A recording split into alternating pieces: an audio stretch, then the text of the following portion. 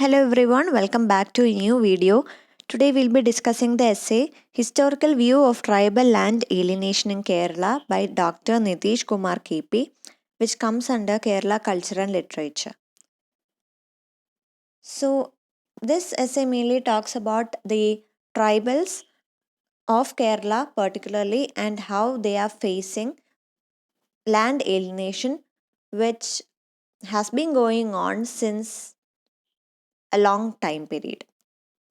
So, ഈ ഒരു എസ്സേയുടെ സ്റ്റാർട്ടിങ്ങിൽ തന്നെ ഓഥർ പറയുന്നൊരു കാര്യമാണ് 21st സെഞ്ച്വറി എന്ന് പറഞ്ഞാൽ നമ്മൾ പറയുന്നുണ്ട് പുരോഗതിയുടെ കാലമാണെന്ന് നമ്മൾ വിശേഷിപ്പിക്കുന്നുണ്ടെങ്കിൽ പോലും ഈ ഒരു പുരോഗതിയുടെ പേരിൽ നമ്മൾ എല്ലാവരെയും കൺസിഡർ ചെയ്യുന്നില്ല. വളരെ ചുരുക്കം ഒരു സെക്ഷൻ ആൾക്കാരെ മാത്രമേ നമ്മൾ പുരോഗതിയിലേക്ക് കൊണ്ടുവരുന്നുള്ളൂ. ബാക്കിയുള്ള കുറേയധികം സെക്ഷൻസിനെ നമ്മൾ പിന്നിലേക്ക് ആ ഒരു നിഴലിലേക്ക് നിർത്തുകയാണ്.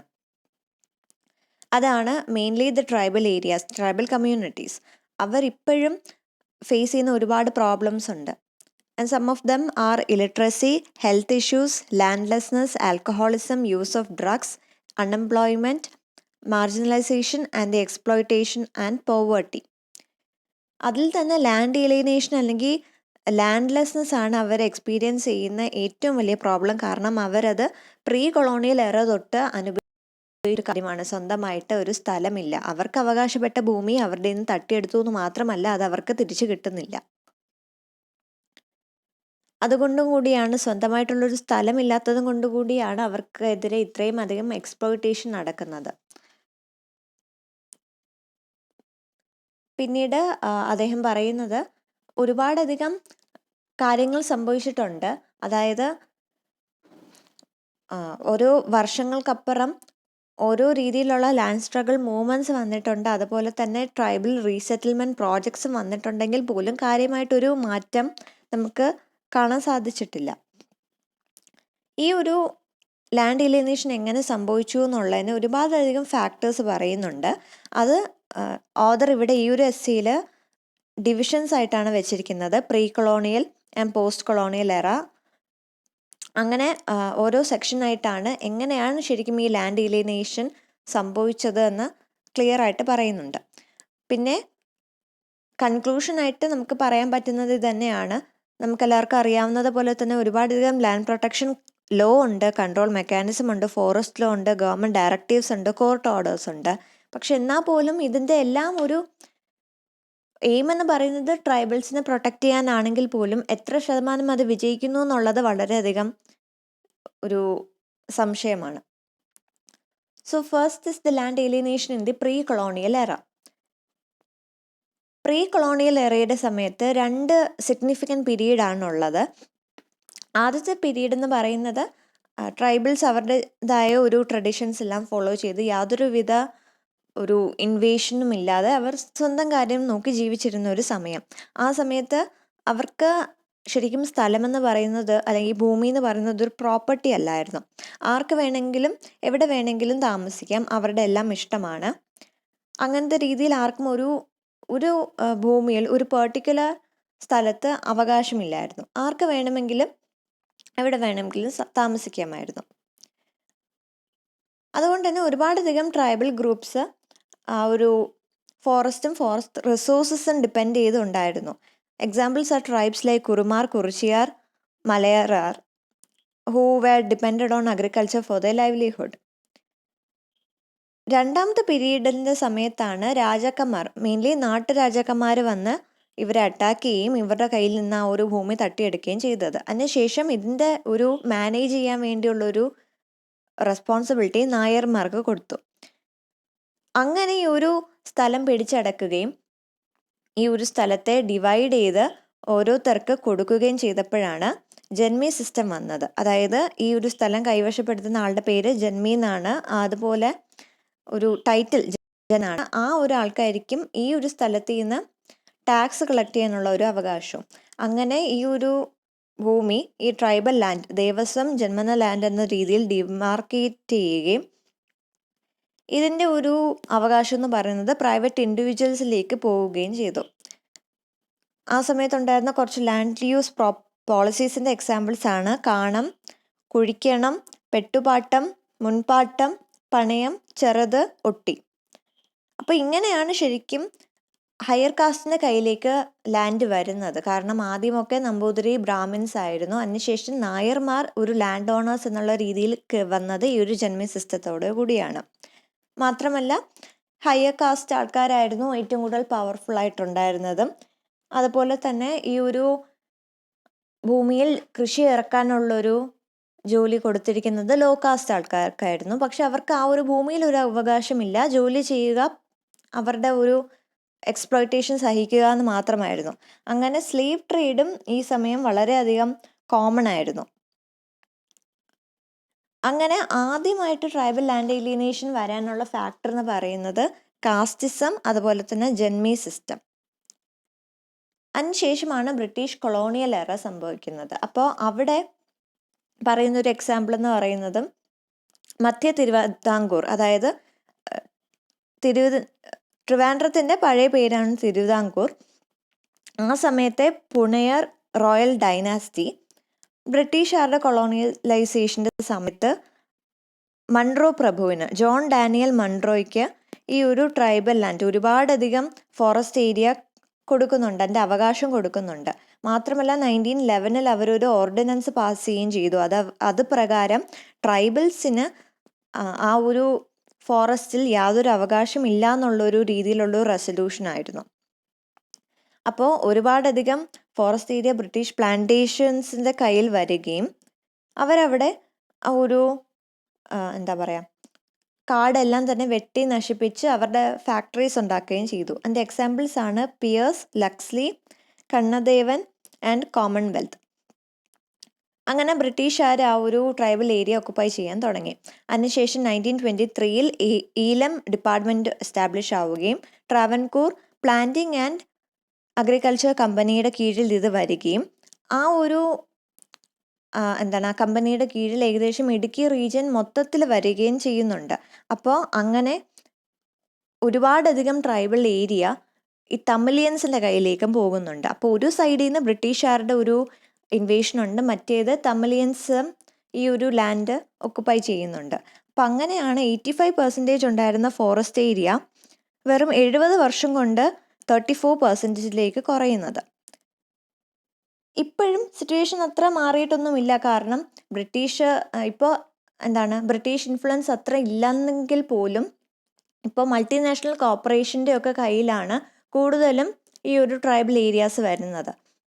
അപ്പോൾ അതിനെതിരെയായിട്ട് ഒരുപാടധികം പ്രൊട്ടസ്റ്റ് ഉണ്ടെങ്കിൽ പോലും ഈ ഒരു കോർപ്പറേഷൻസ് എന്ന് പറയുന്നത് അവരുടെ കയ്യിൽ ഒരുപാടധികം പണവും പവറും ഉള്ളത് കൊണ്ട് തന്നെ, പിന്നെ കുറേയൊക്കെ സർക്കാരിൻ്റെ ഒരു ഹെൽപ്പും ഒരു രീതിയിൽ ഇൻഡയറക്ട്ലി അവർക്കുള്ളത് കൊണ്ട് തന്നെ ഏതൊരു പ്രൊട്ടസ്റ്റും ഏതൊരു മൂവ്മെൻറ്റും ഒട്ടും എഫക്റ്റീവ് ആകുന്നില്ല. കോർട്ടിൽ പോയാൽ പോലും അവിടെ പോലും ഫേവറബിൾ ആയിട്ട് നിൽക്കുന്നത് ഈ ഒരു കോർപ്പറേഷൻ്റെ കൂടെ ആയിരിക്കും.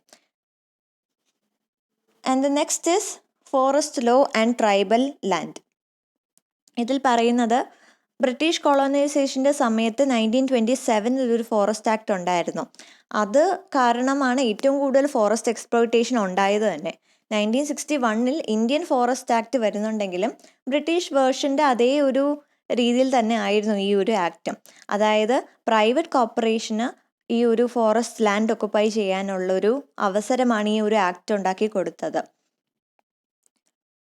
അപ്പോൾ അവിടെ ശരിക്കും സംഭവിക്കുന്നത് വീണ്ടും അത്രയും അധികം സ്ഥലം ഒരു അൺഫെയർ ആയിട്ട് കയ്യേറ്റം ചെയ്യുകയും അവിടെ അത്രയും ആ ഒരു ഫോറസ്റ്റ് ഏരിയയുടെ കംപ്ലീറ്റ് ഡിസ്ട്രക്ഷൻ നടക്കുകയും ചെയ്യുന്നുണ്ട്. മാത്രമല്ല പൊതുവെ പറയുന്നുണ്ട് ട്രൈബൽസ് ആണ് ശരിക്കും ആ ഒരു ഫോറസ്റ്റ് ഏരിയയുടെ പ്രൊട്ടക്ടേഴ്സ് എന്ന് പറയുന്നത്. ശരിക്കും ഒരു അവകാശം അവർക്കാണുള്ളതെങ്കിൽ പോലും യാഥാർത്ഥ്യം എന്തെന്ന് വെച്ചാൽ ഈ ഒരു ഫോറസ്റ്റ് ഏരിയയുടെ 4 ഭാഗം പോലും അവർക്ക് സ്വന്തമെന്ന് വിളിക്കാനില്ല. മൊത്തം ഈ ഒരു കോർപ്പറേഷൻ, പ്രൈവറ്റ് ഇൻഡിവിജ്വൽസിൻ്റെയും മൾട്ടിനാഷണൽ കോർപ്പറേഷൻ്റെയും കീഴിലാണ്. അതിൻ്റെ ഒരു ഫോറിൻ പവേഴ്സിനെ സംബന്ധിച്ചിടത്തോളം ട്രൈബൽ കമ്മ്യൂണിറ്റീസ് അവർക്കൊരു ചാലഞ്ചാണ്. കാരണം ഇന്ത്യൻ ഹിസ്റ്ററി നോക്കുമ്പോൾ തന്നെ ട്രൈബൽ കമ്മ്യൂണിറ്റീസ് ഒരിക്കൽ പോലും ബ്രിട്ടീഷുകാരുടെ ഈ ഒരു വഞ്ചനയ്ക്ക് കൂട്ടു നിന്നിട്ടില്ല. ബ്രിട്ടീഷുകാർ ഓഫർ ചെയ്തിരുന്ന ഒരു കാര്യത്തിലും അവർ താല്പര്യം പ്രകടിപ്പിച്ചിരുന്നില്ല എന്ന് മാത്രമല്ല, അവർ നല്ലൊരു വാറിയേഴ്സ് കൂടിയായിരുന്നു. ഈ കാര്യം ബ്രിട്ടീഷേഴ്സിനും അറിയാം. അവർ പറയുന്നുണ്ട്, ഷാന്താൽ റെബല്ലിയൻ അതൊരു എക്സാമ്പിൾ ആയിട്ട് തന്നെയാണ് പറയുന്നത്. And furthermore rebellions like Kalkunnagal of Vallari, Gondas of Orissa, and uprisings by Kurichiyar and Kurumar led by the great king Palashi are some of the notable examples of the might and valor of the tribal community. അപ്പോൾ പല രീതിയിലുള്ള പ്രലോഭനങ്ങൾ പറഞ്ഞിട്ടും offers പറഞ്ഞിട്ടും അതൊന്നും തന്നെ ഈ ഒരു ട്രൈബൽ ഏരിയാസിന് അല്ലെങ്കിൽ ട്രൈബൽ കമ്മ്യൂണിറ്റീസിന് സ്വീകാര്യമല്ല എന്ന് കണ്ടപ്പോൾ മറ്റൊരു രീതിയിൽ ബ്രിട്ടീഷുകാർ ചിന്തിക്കാൻ തുടങ്ങി. കാരണം എങ്ങനെയെങ്കിലും ഇവരെ എന്താ പറയുക, അധീനപ്പെടുത്തിയാലേ നടക്കത്തുള്ളൂ. കൊളോണൈസേഷൻ എന്ന് പറയുമ്പോൾ എല്ലാ കൂട്ടരെയും കയ്യിൽ വെച്ചേക്കണം, ഒരു രീതിയിൽ അല്ലെങ്കിൽ മറ്റൊരു രീതിയിൽ. അപ്പോൾ ട്രൈബൽസിനെ അവർ എയിം ചെയ്തത് എങ്ങനെയാണ്, സൊസൈറ്റിയിലെ മറ്റ് ഹൈ കാസ്റ്റ് ആൾക്കാരെ കൂട്ടുപിടിച്ചുകൊണ്ട് അവർക്ക് പല പ്രലോഭനങ്ങളും കൊടുത്ത് അവരെ കൈവശപ്പെടുത്തിക്കൊണ്ട് ഈ ഒരു ട്രൈബൽ ഏരിയസിനെ അറ്റാക്ക് ചെയ്യുക. To take over several portion of tribal area through false means, treachery and deceit. ഇതായിരുന്നു ബ്രിട്ടീഷുകാരുടെ ഒരു പ്ലാൻ എന്ന് പറയുന്നത്. അങ്ങനെ അവർ ഷെഡ്യൂൾഡ് ഏസ്ട്രിക്സ് ആക്റ്റും പാസ് ചെയ്യുന്നുണ്ട്. അപ്പോൾ ഒരു വശത്ത് അവർ ചതിയിലൂടെ ആ ഒരു സ്ഥലം തട്ടിയെടുക്കുന്നുണ്ട്, മറ്റു വശത്ത് ഇങ്ങനത്തെ ഷെഡ്യൂൾഡ് ആക്റ്റൊക്കെ പാസ്സാക്കിക്കൊണ്ട് ട്രൈബൽ ഇൻഹാബിറ്റഡ് ഏരിയ എക്സ്ക്ലൂഡഡ് അല്ലെങ്കിൽ പാർഷ്യലി എക്സ്ക്ലൂഡഡ് എന്നൊക്കെ ഡിക്ലെയർ ചെയ്യുന്നുണ്ട്. അപ്പോൾ അവർ ശരിക്കും ഡബിൾ ഗെയിം ആയിരുന്നു കളിച്ചിരുന്നത്. ഒരു വശത്ത് സ്ഥലം ട്രൈബൽ ഏരിയാസ് ഇങ്ങനെ വളരെ ചെറുതായി കൈവശപ്പെടുത്തിക്കൊണ്ടിരിക്കുകയും മറ്റേ സ്ഥലത്ത് ഇങ്ങനത്തെ ആക്റ്റുകൾ പുറപ്പെടുവിച്ചുകൊണ്ട് എന്താണ് ഒരു പേരിന് അവർക്കൊരു പ്രൊട്ടക്ഷൻ കൊടുക്കുകയും ചെയ്യുന്നുണ്ടായിരുന്നു. So that's the hypocrisy. They granted such legal help to the tribals. They also tried to control the latter through forest laws. അതിൻ്റെ ഒരു എക്സാമ്പിളാണ് recognition of forest right act 2006 ആണ്, after colonisation, which acknowledge the tribals as the guardian of the forest. Again ബ്രിട്ടീഷുകാർ ചെയ്ത അതേ പരിപാടി തന്നെയാണ് ഇപ്പോഴത്തെ ഒരു സിനേറിയോയിൽ നമ്മൾ കാണുന്നത്. അത് ബ്രിട്ടീഷുകാരല്ല ചെയ്യുന്നത്, സ്വന്തം ആൾക്കാർ തന്നെയാണ്. അതാണ് വ്യത്യാസം. സൊസൈറ്റിയും അതേ സമയത്ത് ഗവൺമെൻറ് പോളിസീസും ഒരു വശത്ത് ഭൂമി കയ്യേറ്റം ചെയ്യുന്നുണ്ട്, മറ്റു വശത്തുകൂടി ഇങ്ങനത്തെ ആക്ട് പുറപ്പെടുവിച്ചുകൊണ്ട് ട്രൈബൽസിനെ തന്നെ ഗാർഡിയൻസ് എന്ന് വിളിക്കുന്നുമുണ്ട്. പക്ഷേ ഈ ഗാർഡിയൻസ് എന്ന് വിളിച്ചതുകൊണ്ട് പേരിന് മാത്രമേ ഉള്ളൂ. കാരണം ഗാർഡിയൻസിന് അവകാശപ്പെട്ട സ്ഥലം എന്താണ് മറ്റു വശത്തുകൂടി അവർ തട്ടിയെടുത്തുകൊണ്ടിരിക്കുകയാണ്. അപ്പോൾ അതാണ് അവിടുത്തെ hypocrisy. The tribals are still kept away from the forest in name of tiger reserve and wild life disturbance, even when they are proclaimed as the guardians of the forest. They don't have a forest to guard. That's the irony. Next is migration and tribal land alienation. അപ്പോൾ Kerala society പിന്നീട് ആദ്യം ഒരു joint family system ആയിരുന്നു, പിന്നീട് nuclear family system ആയിട്ട് മാറിയപ്പോഴേക്കും ലാൻഡും ഇതുപോലെ തന്നെ divide ചെയ്യാൻ തുടങ്ങി. അപ്പോൾ തിരുവിതാംകൂർ ഏരിയ എടുത്ത് നോക്കുമ്പോൾ കൂടുതലും അഗ്രികൾച്ചറിൽ ഇൻവോൾവ് ആയിട്ടിരുന്നത് ക്രിസ്ത്യൻസ്, ഈഴവാസ്, നായേഴ്സ് ആയിരുന്നു. അതിനുശേഷം അറബ് മുസ്ലിംസ് വരുമ്പോഴേക്കും ക്രിസ്ത്യൻസ് കൂടുതലും ഈ ഒരു കോസ്റ്റൽ ഏരിയയിൽ നിന്ന് ഹില്ലി ഏരിയസിലേക്ക് മാറി താമസിക്കാൻ തുടങ്ങി. മാത്രമല്ല നമ്പൂതിരീസിനും നായേഴ്സിനും കൃഷിയിൽ ഒരു താല്പര്യം നശിച്ചപ്പോഴേക്കും അവർ ഈ ഒരു സ്ഥലം കൂടി ക്രിസ്ത്യൻസിനും മുസ്ലിംസിനും ഈഴവാസിനും മറച്ചു വെക്കുന്നുണ്ട്. അപ്പോൾ എന്താണ് ഇത് മലബാർ ഏരിയയിലായിരുന്നു കൂടുതലും ഈ ഒരു സ്ഥലം ഉണ്ടായിരുന്നത്. അപ്പോൾ തിരുവിതാംകൂറിലുണ്ടായിരുന്ന പലരും ഇങ്ങനെ കേട്ടു, അതായത് മലബാർ ഏരിയയിൽ ഇത്രയും അധികം ലാൻഡ് അവൈലബിൾ ആണെന്നും വളരെ കുറഞ്ഞ പൈസയ്ക്ക് അത് വാങ്ങിക്കാൻ പറ്റുമെന്നുള്ളൊരു ന്യൂസ് അത് പടർന്നപ്പോഴേക്കും തിരുവിതാംകൂറിൽ നിന്ന് ഒരുപാട് ആൾക്കാർ അവരുടെ സ്വന്തം സ്ഥലം വിറ്റ് മലബാറിലേക്ക് മാറി താമസിക്കാൻ തുടങ്ങി. ഇങ്ങനത്തെ രീതിയിൽ ഒരു ലാർജ് സ്കെയിൽ മൈഗ്രേഷൻ നമ്മൾ കാണുകയും അതും ഇൻഡയറക്ട്ലി ട്രൈബൽ റീജിയനെ എഫക്റ്റ് ചെയ്യുന്നുമുണ്ട്. കാരണം അത്രയും അധികം ആൾക്കാർ അവിടെ മാറി താമസിക്കുമ്പോൾ അവർക്ക് താമസിക്കുക എന്നുള്ളൊരു സ്ഥലം, അതുപോലെ തന്നെ അവർക്ക് കൃഷി ചെയ്യാന്നുള്ളൊരു സ്ഥലം, ഇതെല്ലാം തന്നെ ഏതാണ്? ട്രൈബൽ ലാൻഡാണ്, ഫോറസ്റ്റ് ഏരിയ ആണ്. അങ്ങനെ രീതിയിൽ ഒരു ഫോറസ്റ്റ് എക്സ്പ്ലോയിറ്റേഷൻ നമ്മൾ കാണുന്നുണ്ട്. And the failure to implement the law like Kerala's Scheduled Tribes Act 1976 proved to be a hindrance in the tribals getting back their land. The government of Kerala amended the law in 1999 and also acknowledged all the forceful occupation of land that took place in the years between 1960 and 1986. So Kerala government തന്നെ സമ്മതിക്കുന്നുണ്ട് ഒരു കാലഘട്ടത്തിൽ സംഭവിച്ചത് ശരിക്കും forceful occupation ആയിരുന്നു, മനഃപൂർവ്വം കയ്യേറ്റം ചെയ്തതാണെന്ന് Kerala government സമ്മതിക്കുന്ന കാലം ഉണ്ടായിരുന്നെങ്കിൽ പോലും അവരത് അല്ലെങ്കിൽ എന്താ പറയുക, ഒരു അമെൻഡ് ചെയ്തിട്ടില്ല. അത് തിരിച്ചു കൊടുക്കുക, അതാണ് ഏറ്റവും കൂടുതൽ ചെയ്യേണ്ടത്. അങ്ങനെ ഒരു കൺഫെഷൻ ചെയ്യുന്ന സമയത്ത് നമ്മൾ കയ്യേറ്റം ചെയ്തു എന്ന് സമ്മതിക്കുന്ന സമയത്ത് ഒരു പ്രായച്ചിത്തമായിട്ട് അല്ലെങ്കിൽ ഒരു കോമ്പൻസേഷനായിട്ട് ലാൻഡ് തിരിച്ചു കൊടുക്കുന്നതാണ് നമ്മൾ എക്സ്പെക്ട് ചെയ്യുന്നതെങ്കിലും അത് ചെയ്തിട്ടില്ല. സമ്മതിച്ചു ഇങ്ങനെ ഒരു ഫോഴ്സ്ഫുൾ ഒക്കുപ്പേഷൻ നടന്നു എന്നുള്ളത്, എന്നാൽ പോലും ആ ഒരു അവർ ഇംപ്ലിമെൻ്റ് ചെയ്തിട്ടുള്ള പല ആക്ട്സും പേരിന് മാത്രം ആക്റ്റായിട്ട് അവിടെ കിടന്നതേ ഉള്ളൂ. ഒരിക്കൽ പോലും അതിൽ ഒരു പ്രോപ്പറായിട്ട് ഒരു ആക്ഷൻ എടുത്തിട്ടില്ല. Next is the flaws in land reform. അപ്പോൾ ഏറ്റവും കൂടുതൽ ഒരു മോഡേണിറ്റിയുടെ റെവല്യൂഷണറിയുടെ ഒക്കെ ഒരു വളരെ ഒരു ട്രയംഫായിട്ട് കാണുന്ന ഒരു ആക്ട് ആയിരുന്നു the Kerala land reform act of 1969. പക്ഷേ എഗെയിൻ നമ്മൾ ഇൻട്രൊഡക്ഷനിൽ പറഞ്ഞതുപോലെ തന്നെ ഈ ഒരു ആക്റ്റും ബെനിഫിറ്റ് ചെയ്തത് വളരെ ചെറിയ ഒരു സെക്ഷൻ ആൾക്കാരെ മാത്രമാണ്. അവിടെയും എക്സ്ക്ലൂഡഡ് ആയി പോയത് അല്ലെങ്കിൽ സൈഡ് ലൈൻ ആയി പോയത് ട്രൈബൽസും ദളിറ്റ്സും ആണ്.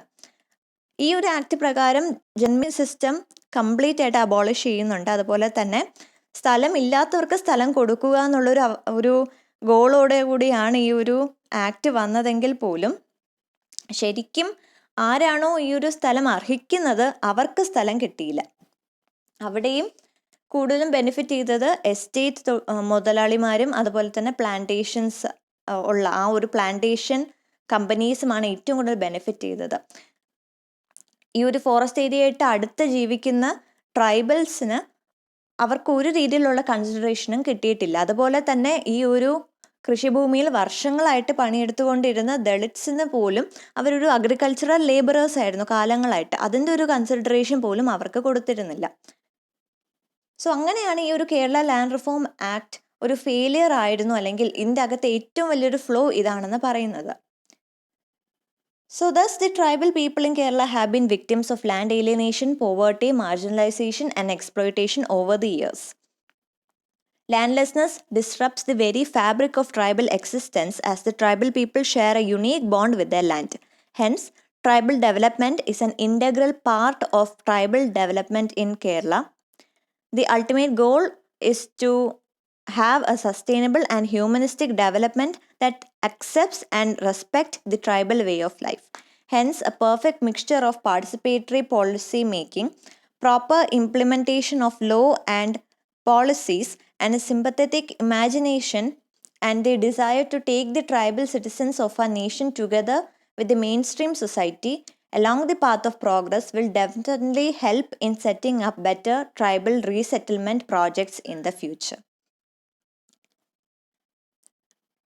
അതുതന്നെയാണ് നമ്മുടെയും ഒരു ആഗ്രഹം. കാരണം ഇത്രയും കാര്യങ്ങൾ പറയുമ്പോൾ പോലും നമ്മളും ആഗ്രഹിക്കുന്നത് തന്നെയാണ്. ഒരു പക്ഷേ ഒരു ഫ്യൂച്ചറിലെങ്കിലും ഈ ഒരു കാര്യങ്ങൾ പ്രോപ്പറായിട്ടുള്ള ഒരു പോളിസീസ് തന്നെ എല്ലാം നമ്മുടെ കയ്യിൽ എല്ലാ പദ്ധതികളുമുണ്ട്. അത് പ്രോപ്പറായിട്ട് ഇംപ്ലിമെൻ്റ് ചെയ്യേണ്ട ഒരു കാര്യം മാത്രമേ ഉള്ളൂ. അങ്ങനത്തെ രീതിയിൽ ലോ പോളിസി ഏതാണെങ്കിലും പ്രോപ്പറായിട്ട് ഇംപ്ലിമെൻ്റ് ചെയ്യുക. അതുപോലെ തന്നെ ട്രൈബൽ സിറ്റിസൻസിൻ്റെ ആ ഒരു അവരുടെ അവകാശം അവർക്ക് കൊടുക്കുക. അതുപോലെ തന്നെ ഈ ഒരു ഇംപ്ലിമെൻറ്റേഷൻ, ലോ ഇംപ്ലിമെൻ്റ് ആണെങ്കിലും പോളിസി ഇംപ്ലിമെൻറ്റേഷൻ ആണെങ്കിലും അവർക്ക് കിട്ടേണ്ട കൺസിഡറേഷൻ അവർക്ക് കൊടുക്കുക.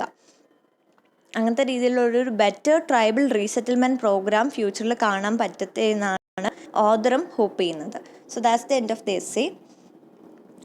I hope this was understandable. And if you have anything more to add, you can do so in the comment section. And I'll see you in the next video. Till then, take care.